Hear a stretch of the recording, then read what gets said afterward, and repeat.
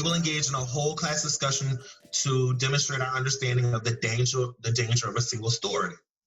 And so the discussion question is right here. Why are single stories so dangerous? So I know what I want to discuss. All you do on Flipgrid, you can log in with your Google account. We're going to do this. This is going to be fun. It's going to be fun. And don't worry about groups. You don't need to worry about groups. Just go straight to topics. Straight to topics. And you're going to create a discussion topic. And so I'm going to call it single story. And then I'll put the question down there. And then permissions. Okay, I got to give permissions to y'all.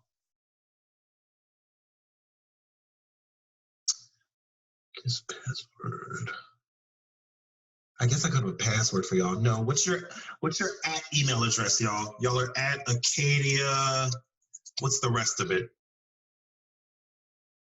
So that y'all can have access to this at acadia.k12.la.us. Got it. So y'all can do it. This is how you restrict it to a certain group of people, okay? So anybody with at Acadia, K12LA US, or anybody at AX.edu can respond to this topic. I'm not gonna moderate the topic. I'm gonna just let y'all freely post. And I'm gonna give y'all up to 3 minutes. You can add attachments. You can schedule this topic to be available. You can set notifications on when people respond to the topic. You can also allow people to respond to other people's, and you can give basic feedback. You can even create a little rubric behind everybody's video. But you create it, and this is what you give your audience. You can also post it to Classroom instantly. Choose your class. And you can make it an announcement or a material or an assignment. So if the discussion was an assignment, you can put it as an assignment. And this is what it looks like. I'm so excited. Okay, let me switch accounts. Let me go to it. I have to turn my camera off here so I can use it here. So bear with me.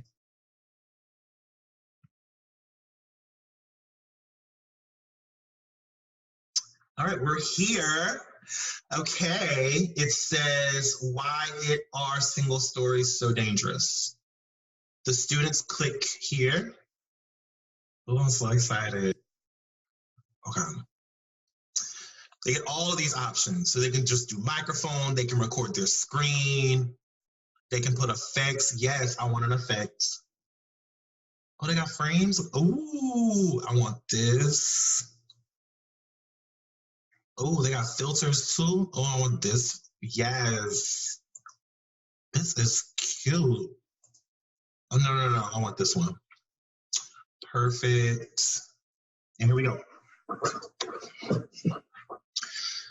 Single stories are dangerous because if you only have one story, that means you only have one perspective. Because when everyone writes a story or tells a story, it's always flavored by like the narrator's perspective, the author's point of view. And so if all you ever have is one story told by the same author, then you have nothing to contrast or combat that story.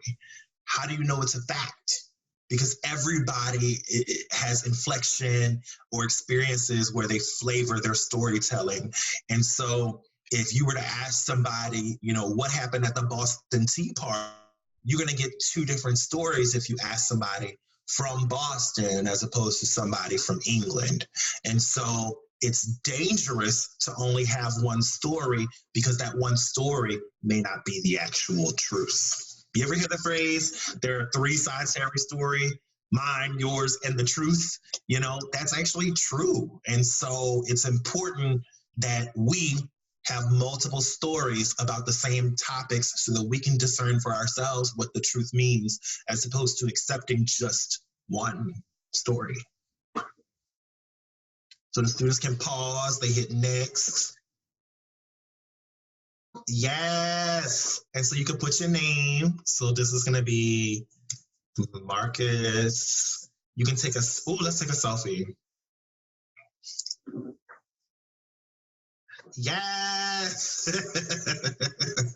You can put a description, but when you choose submit, it puts your video on the wall. Yay! So imagine your entire class, each person will have a video. You can also pair them up or group them up. So like if you wanted an entire group to discuss, they would stand behind the camera and discuss as a group, but all of them would show up in the same place. And then you make the students watch each other's and they go back and give feedback. Because below each one, they're allowed to give comments and feedback. So it's a documented class discussion. I like that it holds everybody accountable, because my pet peeve is when you have a discussion and the students who need to participate aren't participating at all. This is a way to not only get the whole class participating, but also hold them accountable. You can grade this. Flipgrid. If you don't have the discussion, like you don't know what you want to discuss, you can go to Discovery.